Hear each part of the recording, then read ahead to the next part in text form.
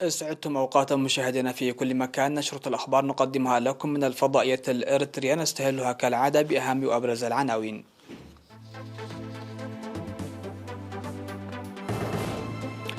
إصابة مواطنان بفيروس كورونا اليوم.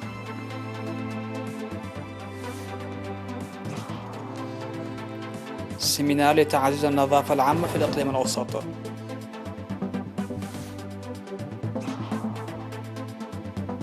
مديرية الوقوع تشهد تنفيذ أنشطة تنموية طلابية واسعة. ميركل تطلب من بوتين في زيارتها الوداعية لموسكو للحوار. المبعوث النووي الأمريكي يصل إلى سيول لعقد محادثات. وحالة التأهب على الساحل الشرقي للولايات المتحدة مع اضطراب العاصفة هنري. أهلا بكم إلى تفاصيل النشر، نستهلها بهذا الإعلام من وزارة الصحة.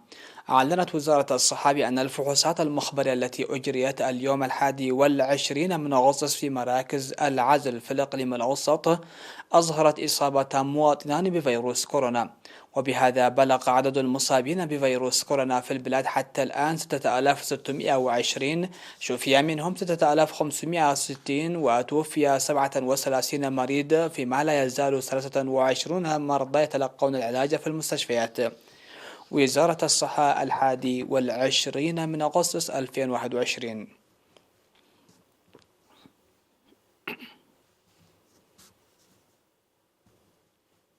نظمت لعمال وممثلي 13 مديريات مدينة أسمرة بالإقليم الأوسط في 19 والعشرين من أغسطس في قاعة إدارة الإقليم الأوسط ندوة تنويرية حول تعزيز برامج الإصحاح البيئي الأهلي وتسيير أعمال تسجيل معلومات صحيحة عن النظافة. وقال المدير العام لقسم الخدمات الاجتماعية في إدارة الأقليم الأوسط العقيد جبرهنس ولد جرجيس إن الجهود الجارية أثمرت تنفيذ 95% من مناطق الإقليم برامج الإصحاح البيئي الأهلي، وما ساهم ذلك في تقليل الأمراض الناجمة عن قلة النظافة.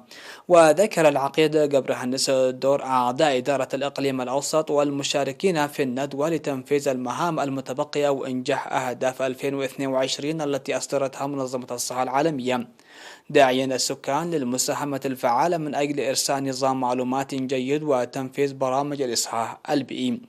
من جانبه أشار مسؤول وحدة الإصحاح البيئي بمكتب وزارة الصحة في الإقليم السيد أبراهام بلاي إلى أن أعمال تسجيل نظام المعلومات واستخدام المراحيض ستبدأ من 23 من أغسطس وتمتد لفترة أسبوعين، فيما يشمل البرامج 13 مديريات العاصمة أسمرة. في الكلمة الختامية التي ألقاها المدير العام لقسم الإحصاءات ونظام المعلومات الجغرافية في الإقليم السيد تيدروس تخلي قال فيها إن المعلومات الصحيحة تقود إلى تحليل موضوعي واتخاذ قرارات صائبة، لذلك على المشاركين في الندوة التنويرية العمل بمسؤولية لتنفيذ العمل المكلفين به جيدا.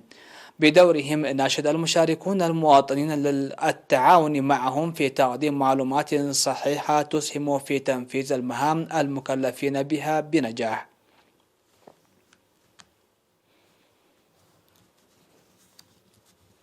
شهدت مديرية الوقوع تنفيذ أنشطة تنموية طلابية واسعة في الفترة ما بين 7 من يوليو وحتى 15 من أغسطس، تمثلت في حفظ المياه وحماية التربة ورعاية الأشجار وغرس الشتول، وقد حققت نتائج عالية فوق التوقعات.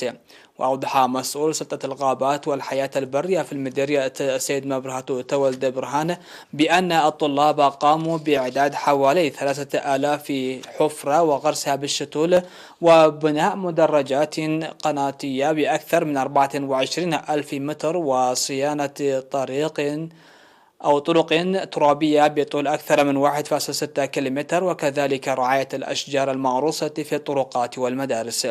وأشار الأستاذ صحي برهاني مسؤول مكتب التعليم في المديرية إلى الحملة إلى أن الحملة التي شارك فيها 589 طالب بينهم 319 طالبة و30 من المعلمين والمهنيين الزراعيين حققت الهدف المنشود، داعيا لإيجاد حلول جادة لنقص معدات العمل مستقبلا.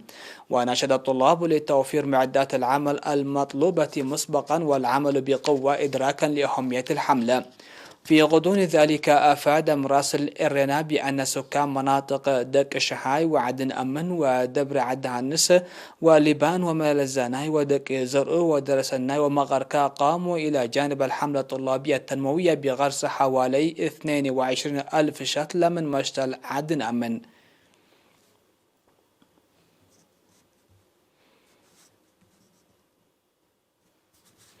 دعا المشجرون المتطوعون في مديرية قلعلو إقليم شمال البحر الأحمر أن المبادرات الشخصية المتخذة لغرس الشتول وتنفيذ برامج التشجير بصورة واسعة يتطلب العمل الجاد لتحقيق نتائج ملموسة. أن الجهات الساعية لتنمية بلدة قلعلو بمبادرات خاصة رغم صعوبة مناخ المنطقة الحار ومواجهة التحديات والصعاب، إلا أن الإرادة والعزيمة تجعل من المستحيل واقعا ملموسا، مناشدة لإنشاء لوحة تسهم في تنفيذ أعمال جادة وتنظيم توعيات مكثفة لغرس الشتول التي تتناسب مع مناخ وتربة المنطقة على المستوى الأهلي في المدارس ودور العبادة والمؤسسات الحكومية. وأضافوا بأن المنطقة لا تشهد تسير أنشطة التشجير بالمستوى المطلوب، داعين الجهات المعنية لوضع خارطة عمل جادة من أجل تنفيذ برامج التشجير الجارية على مستوى البلاد بشكل واسع على مستوى المديرية. شهد الإقليم الأوسط اليوم 21 فعاليات تخرج 34 من الفنانين الشباب تلقوا دورة تأهيلية حول قصائد شعرية استمرت لفترة شهر واحد نظمها قسم الثقافة والرياضة في الإقليم. وأوضح في المناسبة بأن الدورة التأهيلية المنتظمة تساعد في رفع مستوى الدارسين الذين شاركوا في مسابقات فنية على مستوى الإقليم مسبقا. وقال الدارسون إن الفن هو سلاح قوي ورئيسي للتغير والتطور، وأن إنتاج أعمال فنية بأسلوب علمي يتطلب وجود دراسات فنية جيدة على مستوى العالم. وأوضح مسؤول قسم الثقافة والرياضة في الإقليم الأوسط السيد إندرياس أسمروم أن تنظيم الدورة التأهيلية هدف إلى تعزيز مكانة القصائد الشعرية بأسلوب علمي، وسوف تستمر الدورات التأهيلية المماثلة في مجالي الفلكلور الشعبي والرسم.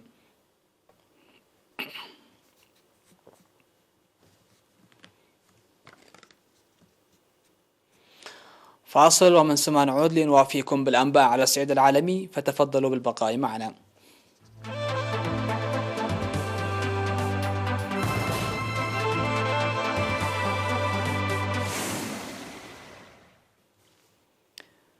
أهلا بكم. على الصعيد العالمي، دعت المستشارة الألمانية أنجيلا ميركل الرئيس الروسي فلاديمير بوتين خلال زيارتها الوداعية لموسكو وفي المؤتمر الصحفي المشترك مع الزعيم الروسي إلى الإفراج عن المعارض أليكسي نافالي، مع تشديدها في الوقت نفسه على وجوب الحوار مع روسيا. وفي اللقاء الأخير بينهما والذي يدعو حدا لنحو 16 عاما من العلاقات الثنائية التي تأرجحت بين التوتر والتعاون، تباحث الزعيمان في شأن الأزمة الأفغانية والنزاع في أوكرانيا والقمع السياسي في بيلاروس. وإلى جانب أفغانستان ومسألة أليكسي نافالني، تناول الزعيمان ملف النزاع الشائك في أوكرانيا. واعتبرت المستشارة الألمانية أنه يجب إبقاء مفاوضات السلام حول شرق أوكرانيا مستمرة رغم بطء تقدمها الناتج من التوتر الروسي الأوكراني، لكن رغم القضايا الخلافية تجمع نقاط عدة بينهما، فقد فرضا على الولايات المتحدة والأوروبيين وأوكرانيا خط أنابيب بحريا للغاز نورد ستريم 2 يزيد من إمدادات الغاز الروسي لألمانيا وأوروبا لعقود مقبلة.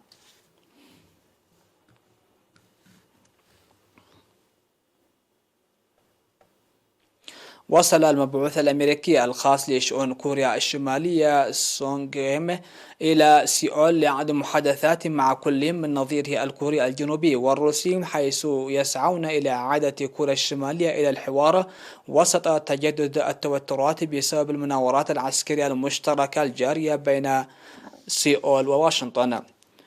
وتأتي زيارة كيم الذي يشغل أيضا منصب السفير الأمريكي لدى إندونيسيا وسط رد فعل كوريا الشمالية الغاضب من المناورات العسكرية، حيث وصفتها بأنها أوضح تعبير عن السياسات الأمريكية العدائية تجاه الشمال، وحذرت من حدوث أزمة أمنية خطيرة. وأضاف أن زيارته إلى سيول ستكون زيارة مثمرة للغاية، وقد أصدرت كوريا الشمالية تحذيرا ملاحيا في أوائل هذا الأسبوع للسفن قبالة الساحل الشرقي، في إشارة محتملة إلى أنها تستعد لإجراء اختبار للأسلحة.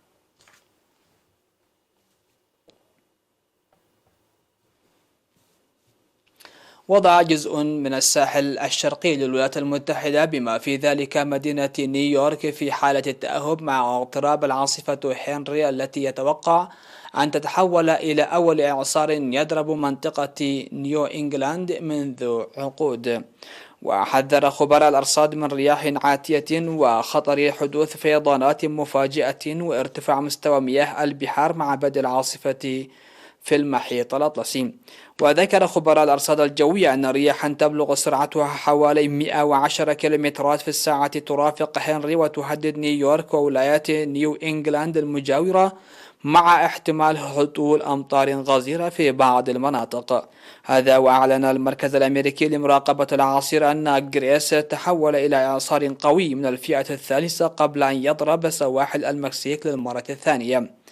وقال المركز إن جريس تحول بسرعة إلى إعصار كبير، ومر الإعصار بعد ذلك عبر شبه جزيرة يوكاتان المكسيكية بدون أن يسبب خسائر بشرية أو أضرار مادية كبيرة.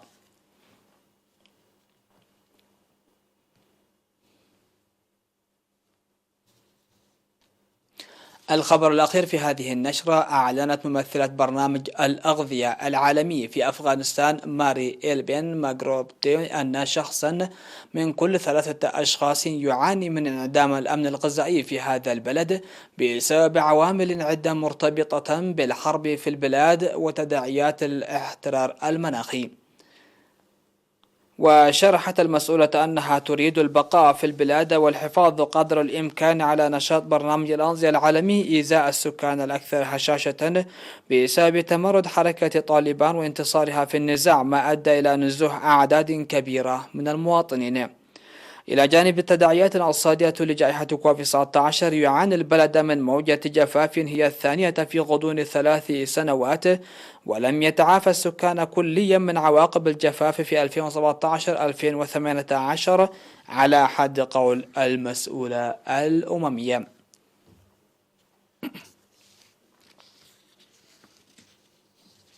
قبل ختام النشرة إليكم أهم ما جاء فيها. إصابة مواطنان بفيروس كورونا اليوم.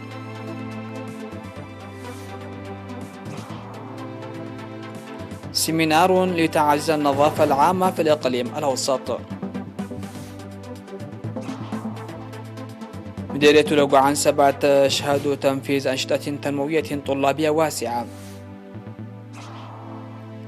ميركل تطلب من بوتين في زيارتها الوداعية لموسكو للحوار. المبعوث النووي الأمريكي يصل إلى سيول لعقد محادثات. وحالة تأهب على الساحل الشرقي للولايات المتحدة مع اقتراب العاصفة هنري. هكذا انتهت نشرة هذا المساء. هذه تحياتي وتحيات الفريق العامل، ودمتم في أمان الله.